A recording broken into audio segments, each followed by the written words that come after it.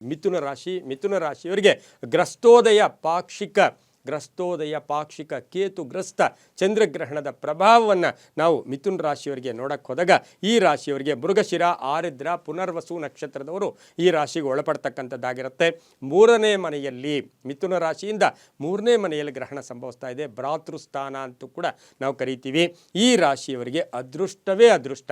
ಜನ್ಮದಲ್ಲಿ ಗುರು ಇದ್ದರೂ ಸಹ ಬುಧನು ಎಲ್ಲಿ ಕುಂಭರಾಶಿಯಲ್ಲಿ ಸಂಚಾರ ಮಾಡ್ತಾ ಇದ್ರೂ ಕೂಡ ಈ ರಾಶಿಯವರಿಗೆ ಗ್ರಹಣದ ಪ್ರಭಾವ ಡಬಲ್ ಧಮಾಕ ಅಂದರೆ ತಪ್ಪಾಗಲ್ಲ. ಅಂದರೆ ಎರಡು ರೀತಿಯಿಂದ ಲಾಭಗಳು ಕೂಡ ಬರ್ತಾ ಇರ್ತಕ್ಕಂಥದ್ದು. ಆಲೋಚನೆಗಳು ಚೆನ್ನಾಗಿರುತ್ತೆ, ನಿರ್ಧಾರಗಳು ಚೆನ್ನಾಗಿರುತ್ತೆ, ಆರ್ಥಿಕ ಪ್ರಗತಿ ಇರುತ್ತೆ, ತಪ್ಪು ತಿಳುವಳಿಕೆಗಳಿಂದ ಆಚೆ ಬರ್ತೀರಾ, ಕೋರ್ಟ್ ಕೇಸ್ ವಿಚಾರಗಳಲ್ಲಿ ಒಳ್ಳೆಯದಾಗತ್ತೆ, ಆಪ್ತರ ಸಹಾಯ, ಒಡ ಹುಟ್ಟಿದವರ ಜೊತೆ ಆಸ್ತಿಯ ವಿವಾದಗಳು ಕೂಡ ಇತ್ಯರ್ಥ ಆಗ್ತಕ್ಕಂಥದ್ದು, ಮಾತಿನ ಒಂದು ನಿಗಾ ಬಹಳಷ್ಟು ಚೆನ್ನಾಗಿ ಇಟ್ಕೊಂಡಿರ್ತೀರ, ದೂರಾಲೋಚನೆಗಳು ಚೆನ್ನಾಗಿರುತ್ತೆ. ಹಾಗೆ ಮಹಿಳೆಯರಿಂದ ಅಥವಾ ಮನೆಯಲ್ಲಿ ಹೆಂಡತಿ ಇರ್ಬೋದು, ಅಕ್ಕ ತಂಗಿಯರಿರ್ಬೋದು, ಅಮ್ಮ ಇರ್ಬೋದು, ಅವರಿಂದ ನಿಮ್ಮ ಮನೆಯಲ್ಲಿ ಅದೃಷ್ಟ ಕೂಡ ಕೂಡಿ ಬರ್ತಕ್ಕಂಥದ್ದು ಕೂಡ ಆಗಿರುತ್ತೆ. ಆತ್ಮವಿಶ್ವಾಸ ಹೆಚ್ಚಾಗಲಿದೆ. ವಾಹನ ಯೋಗ ಇರತಕ್ಕಂಥದ್ದು, ಮನೆ ಕಟ್ಕೊಳ್ಳೋ ಯೋಗ, ಸೈಟ್ ತಗೊಳ್ತಕ್ಕಂಥ ಯೋಗ, ಶಿಕ್ಷಣಾರ್ಥಿಗಳಿಗೆ ಉದ್ಯೋಗ ಸಿಗ್ತಕ್ಕಂಥದ್ದು, ಆರೋಗ್ಯದಲ್ಲಿ ಒಂದು ಚೇತರಿಕೆ ಕಾಣ್ತಕ್ಕಂಥದ್ದು, ಹಳೆಯ ಹೂಡಿಕೆಯಿಂದ ಲಾಭ ಆಗುತ್ತೆ, ಸ್ವಲ್ಪ ಸಾಲ ಮುಕ್ತರಾಗ್ತಕ್ಕಂಥ ಸಾಧ್ಯತೆ ಇರುತ್ತೆ. ಹಾಗೆ ಹೊಸ ವ್ಯಾಪಾರಕ್ಕೆ ಪ್ರಯತ್ನ ಪಡ್ತೀರಾ. ಯಾವುದೋ IT ಇರ್ಬೋದು, ಇನ್ನೊಂದು GST ಇರ್ಬೋದು, ಯಾವುದೋ ಒಂದು ಟೆನ್ಷನಲ್ಲಿದ್ದಂಥವ್ರಿಗೆ ಬಹಳಷ್ಟು ಶುಭ ಆಗ್ತಕ್ಕಂಥ ಯೋಗ ಕೂಡ ಇರುತ್ತೆ. ಶೇರ್ ಇರ್ಬೋದು, ಟ್ರೇಡಿಂಗ್ ವಿಚಾರದಲ್ಲಿ ಬೇರೆಯವರನ್ನ ನಂಬಿ ನೀವು ಹಣ ಕಳ್ಕೊಳ್ಳೋ ಸಾಧ್ಯತೆ ಕೂಡ ಇರ್ತಕ್ಕಂಥದ್ದು ಕೂಡ ಇರುತ್ತೆ. ಹಾಗೆ ವಿವಾಹ ವಿಷಯಗಳಲ್ಲಿ ಒಳ್ಳೆಯದಾಗುತ್ತೆ. ಭೂ ಖರೀದಿ ಯೋಗ ಅಂತ ಹೇಳುತ್ತೆ.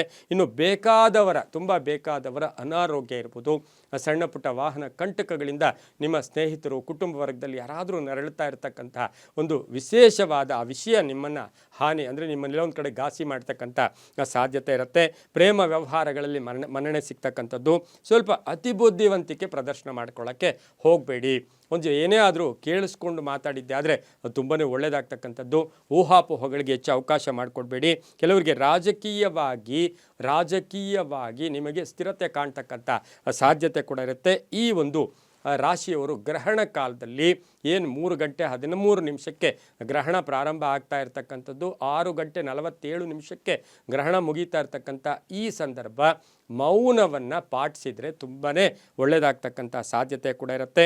ಇನ್ನು ಈ ಒಂದು ರಾಶಿಯವರು ಕೃಷ್ಣನ ಜಪ ಮಾಡ್ಕೊಳ್ಳೋದು, ಕೃಷ್ಣ ದೇವಾಲಯವನ್ನು ದರ್ಶನ ಮಾಡ್ಕೊಳ್ಳೋದು, ಕೃಷ್ಣನಿಗೆ ತುಳಸಿಯ ಹಾರವನ್ನು ಕೊಡ್ತಕ್ಕಂಥದ್ದು.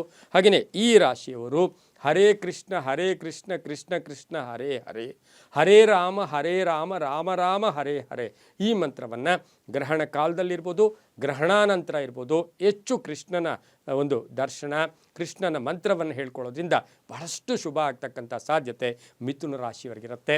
ಹಾಗೆ ವಿದ್ಯಾಸಂಸ್ಥೆಗಳು ನಡೆಸ್ತಾ ಇರ್ತಕ್ಕಂಥವ್ರಿಗೂ ಸಹ ಬಹಳಷ್ಟು ಶುಭ ಆಗ್ತಕ್ಕಂಥ ಯೋಗ ಮಿಥುನ ರಾಶಿಯವರಿಗೆ ಗ್ರಹಣದ ಪ್ರಭಾವ. ಈ ಗ್ರಹಣದ ಪ್ರಭಾವ ಬಹಳಷ್ಟು ಚೆನ್ನಾಗಿರ್ತಕ್ಕಂಥದ್ದು ಕೂಡ ಈ ಒಂದು ಮಿಥುನ ರಾಶಿಯವರಿಗಾಗಿರುತ್ತೆ. ತುಂಬಾ ಒಳ್ಳೆಯದಾಗತ್ತೆ.